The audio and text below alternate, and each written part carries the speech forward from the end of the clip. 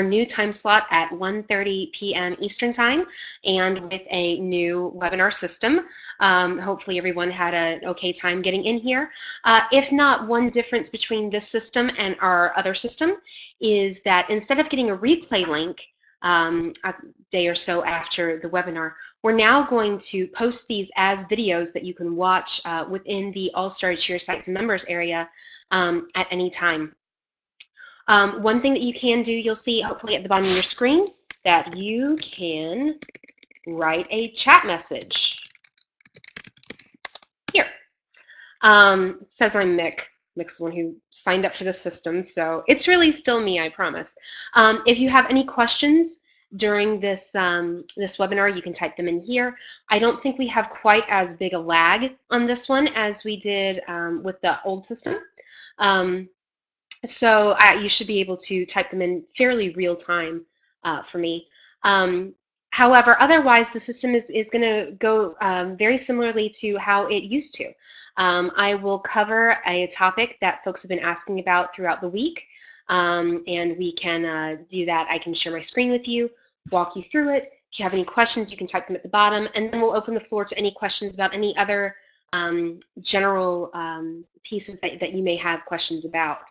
If it's anything that's specific just to you, we do ask that you not bring them up in the quick Q&A. It's probably something that will need a little more one-on-one time with our team, and that's something you can either schedule a call with me, or you can reach out directly to our team and we can give you a hand from there. So today what we'd like to do is take another walk through our mailing system. A lot of folks are still adjusting to the new mailing system. Completely understandable. You know, anytime we really change platforms, there's always a learning curve. You know, it took me a little while to figure out this new webinar system. So, you know, it's not just you folks that can get a little overwhelmed when we make big changes. So I want to go back through, remind everyone how to log in, how to view lists, how to write campaigns, how to set up autoresponders. So without further ado, let me share my screen with you.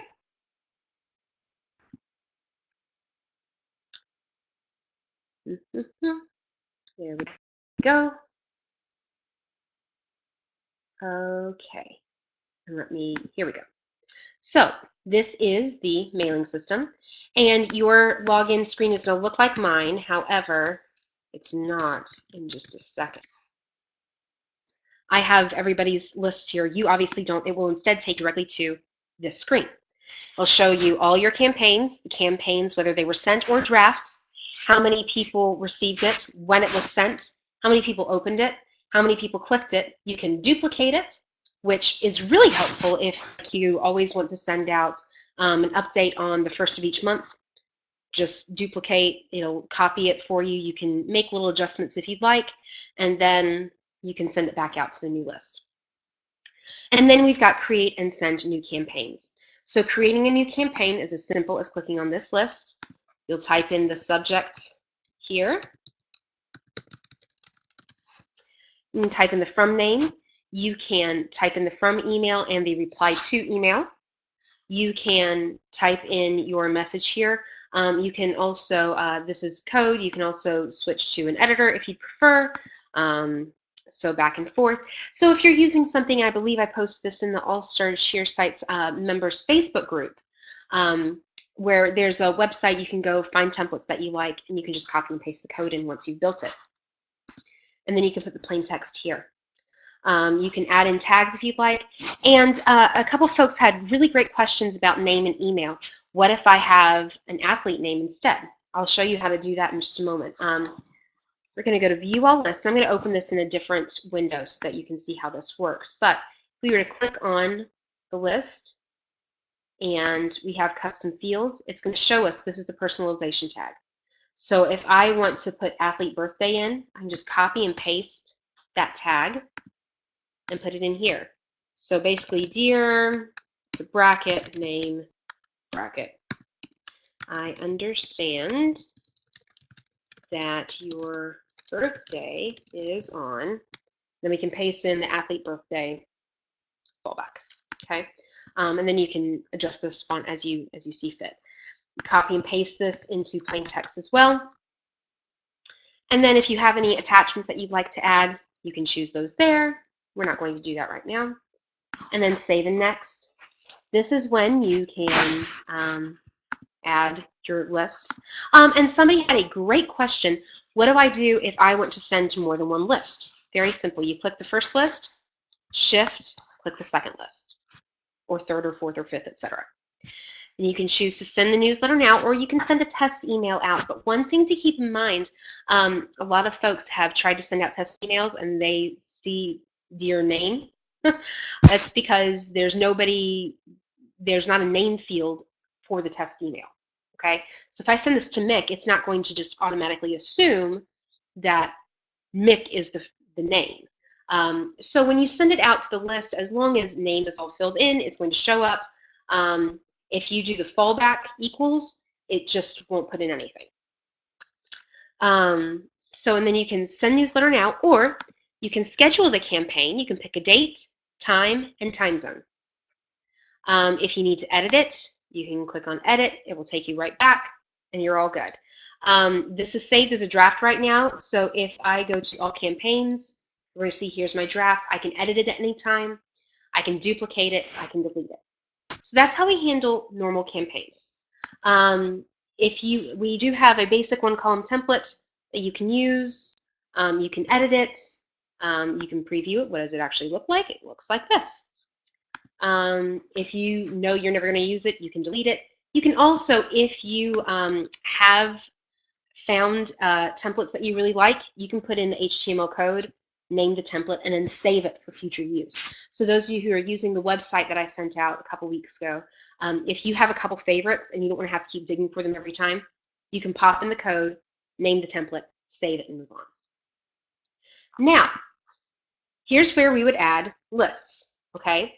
Now, everyone, as soon as you join our system, will have at least one list, and that will be your opt-in list. Those of you who have been with us for a really long time, they're usually either called your website list or your website news. Those of you who are newer with us, it says your website main opt-in, okay? If you wanted to add a new list, it's as simple as adding a new list. You're going to name it. So we're going to call this October members, okay? And then add. Then you have a couple options. You can either import your members through a CSV file, which is just a comma separated file. Or you can basically create your own CSV file. If you're doing that, you literally just put a comma, no spaces or anything, but a comma between the name and the email. Or let's say you want name, email, athlete, age, athlete name, okay? So we're going to go back into our list and we can create a custom field. And let's call this athlete name. It's going to be a text type. We're going to add that. And see, it gives us that personalization tag as well, okay? And then let's say we're going to do athlete birthday. Okay, this would be a number or a date, okay? Add custom field. All right, so if we were adding someone, we'll go back to viewing the lists. We were adding someone, go to add subscribers. And basically, you're going to show name, email, athlete birthday. So look at my name, my email, athlete name. We'll pretend my son is turning 11, not just 1. And then his birthday, 10. And again, I'm going to pretend that he's turning 11, not 1. And then add. And we're set. Okay, here's my information. We're all good.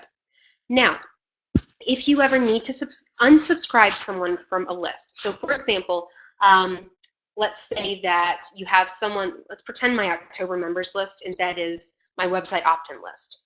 So I opted into your website, I assigned myself to your list, I got your autoresponders, I got your coupon, I contacted you. I probably shouldn't be in the autoresponders list anymore, right? Because I've already done everything you need me to do within that list. So very simple, you're going to unsubscribe me. Done, I'm unsubscribed, okay? Takes care of that. Now let's say I come in with my free class coupon, my son takes his class with you, he loves his class, and I'm ready to join as a member. You again just go through the add subscribers section as explained above. However, something very interesting that you need to know is with the new system, this is how it differs a little bit from our old system, people can subscribe themselves to more than one of your lists, which is awesome because remember with the old system, they were worried about can spam, et cetera, et cetera. This system has actually gotten around that by only sending out autoresponders if someone subscribes themselves to your list. Now, what does that mean for you? What it means is, in the past, if you wanted to set up a tryouts list, what you had to do was put a form on your website, have everybody fill out the information, and then you personally had to copy the information into your mailing system. As soon as that was done, it automatically triggered the autoresponders. Okay? It's different this time. This time, you can actually put together a form that you can link to this list, and as soon as they fill it out, it automatically adds them. Okay, so let's say that my October members list is going to be, pulling in from an external form, either the Thrive opt-ins or a regular form that our team sets up for you, or that you set up for yourself, since most of you have access to that now. And you want to set up an autoresponder. So again, this is going to be October members. If I wanted to send up an autoresponder for this list, and it is list specific, so that's noteworthy, go to autoresponders, and then we're going to create a new one. Now, we can either choose to do a drip campaign that creates a sequence of emails automatically after sign up, okay? We can send annually, that creates an annual email based on a date field. Remember, we added a new date field for athlete birthdays, so we could do that. Or we can send on date, which creates one-off emails, very similar to a drip campaign, on a specific date, okay? So one of our clients is using this. She does birthday parties and inflatables rentals and things like that. She has created a series of send-on dates based around an athlete birthday. She sends out an autoresponder 6 weeks in advance, 2 weeks in advance, and like 3 days after the birthday. So you've got different options here. We're just going to go with the drip campaign, and we're going to call this October updates, okay? Or monthly updates. Let's do that instead. Okay, save and next, and then it's going to ask you when you want to set them out. Do you want to send it out immediately after they subscribe? Minutes, hours, days, weeks, months. Let's say we want to send this out 1 hour after they subscribe. Fine. Subject the email, same thing we would do with the regular creating campaign. So this time we would save autoresponder email. So I'm just going to type in some info, test. Okay. Save and back. All right, so now we're going to see, here it is. Now let's say that we want to add more emails to the autoresponder. Very simple. Add new email to the autoresponder, and it will create another one for you. Okay. Now, we go back to view all lists. If you want to view the autoresponders, you'll click into the list, and you will see autoresponder here on the right-hand side. You can click in. You can see your existing autoresponders. Okay, so we can click back in if we want to, or you can create a new autoresponder. Now, this is only an option if you have a date-based field, because a drip campaign has already been created. You cannot add another drip campaign, but you can add more emails to the sequence. So if you want to create a whole new autoresponder, one of them will need to be, at least one of them will need to be date-based. Now, let's say you have athlete birthday as well as joined gym date. So then you could create 2 different sets of autoresponders based on those 2 different dates. So you've got that option as well.